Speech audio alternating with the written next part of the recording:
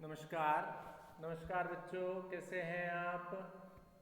Science का chapter living safely है ना, सुरक्षित लिविंग की बात होगी इस चैप्टर में। नया चैप्टर है ये और इसमें हम किस तरीके से सेफ रहें, चोट ना लगे हमें, किसी तरह का एक्सीडेंट ना हो, कैसे उससे बचें, इस तरह की बातें इस चैप्टर में हम करने जा रहे हैं आपके साथ। क्या कहता है? कहता है accident can happen when we are not careful about it. जब हम किसी तरह की सावधानी नहीं बरतते हैं ना तो एक्सीडेंट हो जाता है। It can also happen when we are in a hurry. जब हम बहुत ज़्यादा जल्दी में होते हैं तब भी किसी तरह का एक्सीडेंट होता है। And do not follow the safety rules, और सुरक्षा के नियमों का हम पालन नहीं करते हैं तब भी एक्सीडेंट हो जाता है। ठीक है ना। तो कहते हैं how can we avoid accidents.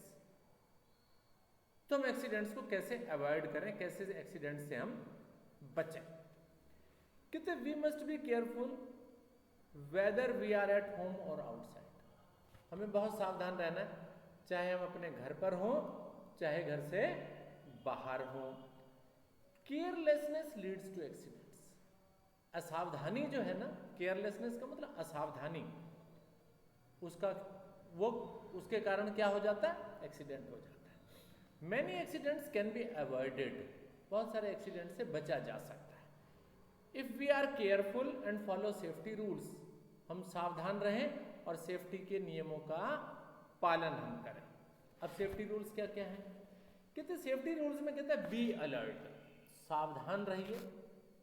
Avoid being over confident, और बहुत ज्यादा ओवर कॉन्फिडेंट भी ना हो जाए। ओवर कॉन्फिडेंट का मतलब होता है कि हम कहते हैं नहीं जी ये तो मैं कर लूंगा, ये हो जाएगा मेरे से, है ना, भले ही वो असंभव हो। लेकिन आप जब किसी तरह का ओवर कॉन्फिडेंट हो जाते हैं ना, आत्मविश्वास ज्यादा हो जाता है आप में, तो उस कंडीशन में आप क्या करते हैं, उसमें मात खा जाते हैं, चोट लग जाती है, एक्सीडेंट हो जाता है।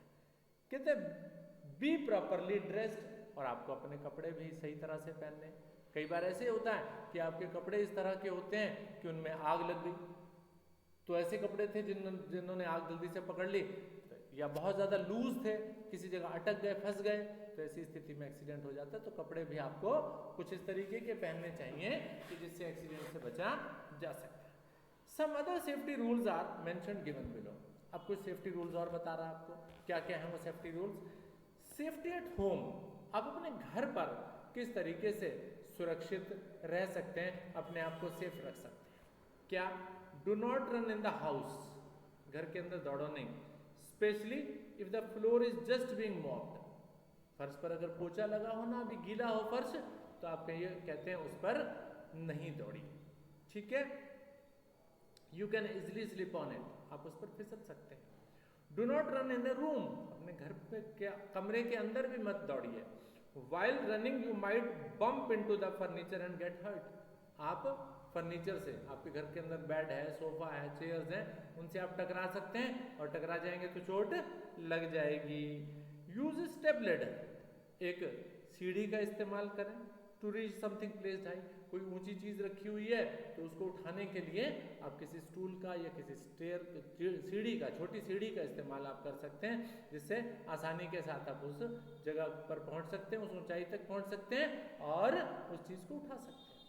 ठीक है, ये तो हुई घर की बात थोड़ी सी। अब घर के बाथरूम की बात करें जी।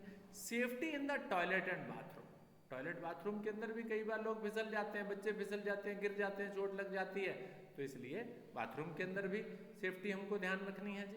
कहते हैं make sure you do not wet the whole bathroom.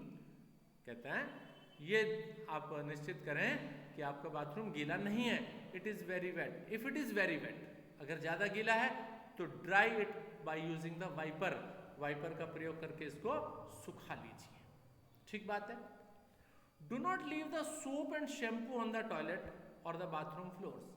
अपने बाथरूम के फर्श के ऊपर जो है किसी तरह का साबुन या शैम्पू जो है वो आप ना गिराएं।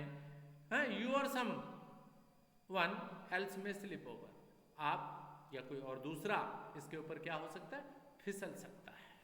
while switching on or off any electrical item, और बाथरूम के अंदर किसी तरह की बिजली की चीज़ें भी होती हैं, है ना, जैसे लाइट है, किसी तरह का एग्जॉस्ट फैन है या किसी तरह का गीजर है, उसको अगर आपने ऑन या ऑफ करना है तो कहता है make sure your hands are completely dry, आपके हाथ सूखे हुए होने चाहिए। You are not standing on the wet floor without slipper, और आप गीले फर्श के ऊपर बिना चप्पल पहने हुए भी ना खड़े हुए हो, क्योंकि उससे क्या होगा, करंट लग सकता है आपको, है ना, जरूरी नहीं है लगे लेकिन लग सकता है, तो आप क्या करें, आप बचें इस चीज से। ठीक है, ये बाथरूम के अंदर सेफ्टी हो गई। अगली सेफ्टी आती है सेफ्टी इन द किचन। आपके घर के अंदर होती है ना किचन, जहां पर मम्मी आपके खाना बनाती है, तो वहां की सेफ्टी क्या करनी है जी, कहते हैं do not try to light the stoves और गैस, किसी तरह का गैस का स्टोव यानी गैस का चूल्हा जो होता है उसको जलाने की कोशिश ना करें in the absence of your mother और फैमिली, जब तक कि आपकी परिवार या आपकी मम्मी आपके आसपास ना हो तब तक आप उस गैस के चूल्हे को जलाने की कोशिश ना करें। Do not play without objects, do not play without objects like match sticks with objects, ठीक है ना, यानी इस तरह के ऑब्जेक्ट्स को, जैसे माचिस है, गैस का लाइटर है, पटाखे हैं, उनको अपनी किचन के अंदर जलाने की कोशिश ना करें। Do not try to use the knife, चाकू का इस्तेमाल ना करें, as it is very sharp and you may hurt yourself, चाकू का भी आप इस्तेमाल ना करें। भाई अगर आप बड़े हैं तब तो ठीक है कर सकते हैं, लेकिन छोटे बच्चे हैं तो वो चाकू का इस्तेमाल बिल्कुल ना करें, क्योंकि उससे आपकी उंगली कट सकती है, कहीं और भी लग सकता है, क्योंकि पैना होता है ना, तीखा होता है ना, तो उससे आपको चोट लगने के चांसेस हैं। अगर stay away from the stove, अपने गैस स्टोव से दूर रहें। मान लीजिए मम्मी आपकी किचन में काम कर रही है और आप गैस के पास जाकर के खड़े हो गए, हो सकता है किसी तरह का नुकसान हो जाए, ठीक है। समथिंग माइट बी बॉइलिंग, जब किसी तरह की चीज उबल रही हो, या मम्मी किसी तरह की पूड़ी वगैरह तल रही हो, तो पूड़ी तलते हैं तो घी में तलते हैं ना, तेल में तलते हैं, तो तेल गर्म होता है, उसके छींटे या वो आपके ऊपर अगर गिर गया तो भी आपको एक्सीडेंट हो जाएगा ना, तो इसलिए कहते हैं समथिंग माइट बी बॉइलिंग और frying, you may gate burn, आप जल सकते हैं उससे भी, ठीक है। इस बात का आपने किचन के अंदर ध्यान रखना है, ठीक है बच्चों, करेक्ट। तो इसके बाद आया एक और टॉपिक, और वो है पॉइजनिंग। अब पॉइजनिंग का क्या मतलब है, कहते हैं poisoning is also common kind of accident at home, घर के अंदर पॉइजनिंग भी एक एक्सीडेंट का कारण बनती है। Never eat any medicine unless your parents और doctor gives it to you, किसी भी दवाई को, मेडिसिन को तब तक ना खाएं जब तक आपको उस दवाई को किसी डॉक्टर ने ना दिया हो या आपके मम्मी पापा ने आपको ना बताया हो, अपने आप से किसी मेडिसिन को आपको नहीं खाना है, ठीक है बच्चों। चलिए, do not eat stale spoiled and expired food, it can cause food poisoning, किसी तरीके के बासी खाने को या खराब खाने को है या खुले हुए खाने को आपको नहीं खाना है, ठीक है। खुला हुआ पड़ा काफी देर से खाना, आप खा लेंगे उसे तो तबीयत खराब हो जाएगी, क्योंकि उसके अंदर छोटे छोटे जर्म्स चले गए हैं, ठीक है ना, या कभी खराब हो जाता है कई बार खाना, तो उस खाने को भी आपको नहीं खाना है, ये फूड पॉइजनिंग कर देता है। क्योंकि जब खाना ऐसा खा लेते हैं तो आपको सर में दर्द होने लगेगा पहले, फिर उल्टी होने लगेगी, तो इस तरीके की अगर ये स्थिति होती है तो ये लक्षण किस चीज के हैं, फूड पॉइजनिंग के। फूड पॉइजनिंग का मतलब है आपने जो खाना खा लिया वो आपके शरीर में जाकर के आपको नुकसान पहुंचा रहा है, ठीक है। All poisonous chemical should be kept away, और किसी तरह के केमिकल सब्सटेंस जो कि जहरीले पदार्थ होते हैं उनको भी आप, उनसे भी आप दूर रहिए, और अब आपके मम्मी पापा को भी चाहिए कि वो भी इन चीज़ों को आपसे या बच्चों की पहुंच से उसको दूर रखें, ठीक है।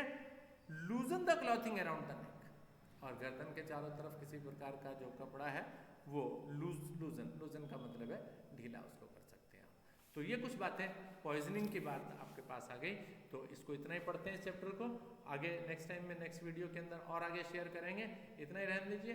थैंक यू वेरी मच बच्चों।